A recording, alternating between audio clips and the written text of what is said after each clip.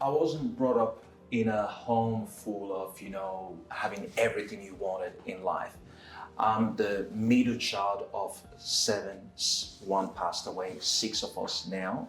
And growing up, my father was, we'll call it, he was the wealthiest one in his sibling. And part of the Nigerian culture, whoever is the wealthiest looked after the first child of the rest of his siblings' kids. So in my home, there on average always a minimum of 10 kids, right? Now you picture that, mom and dad, 10 kids, chaos, crazy. So I remember, during Christmas, whenever we would have Christmas, we never really celebrated birthdays because if he did, we would be having birthdays every month. So we never did that, so it wasn't really a conversation on the table. But what we got was Christmas presents. And during Christmas, the way it worked was, because my dad treated everyone like his kids. If we went to this certain school, everyone went to the same school. They were his kids, pretty much. There was no difference in terms of how he treated everyone. So on Christmas, the way it works was, if you had a pair of pants last year, you know exactly what you're getting this year. You're getting top, you're getting a shirt. So it was typically like that.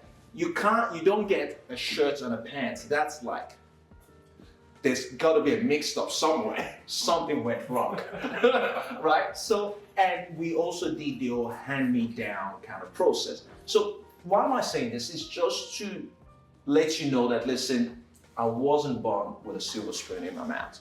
That's pretty much it. Now, if a person like myself wasn't born with a silver spoon in my mouth, being able to elevate myself to this particular level is to show to you guys that anything is possible. Now, when we migrated to Australia, obviously, I got the opportunity to study in Parramatta University, did all that, studied my accounting. Fast forward, here I am today. I've got multiple businesses. These are some of the brands of the business, which are the sole owners of those particular businesses. And I am heavily, heavily involved in real estate. I love real estate. I love the tax incentive that comes out from real estate. I love the cash flow in real estate too, so it's part of my exit plan, real estate.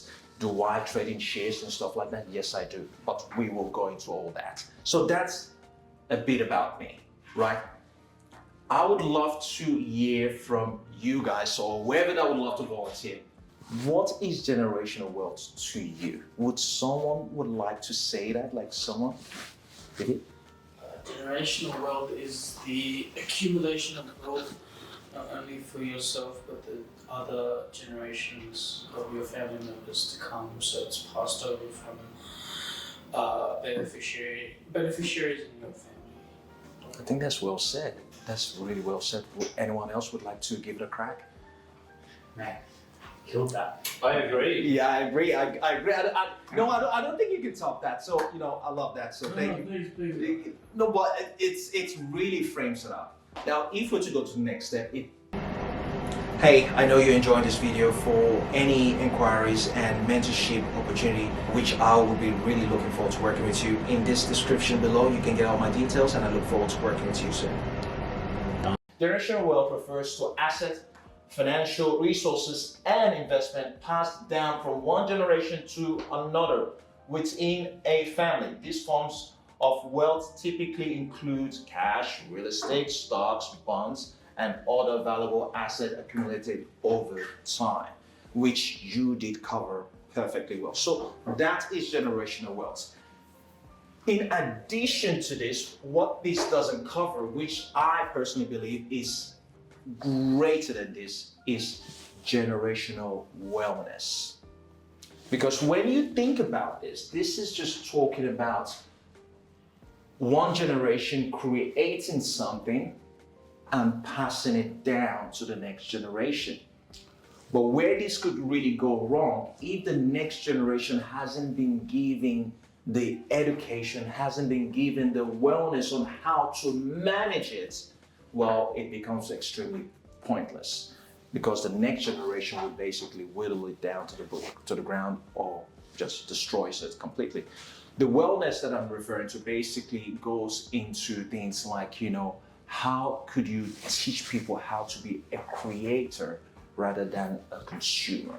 How do you teach the next generation to be able to manage the family estate?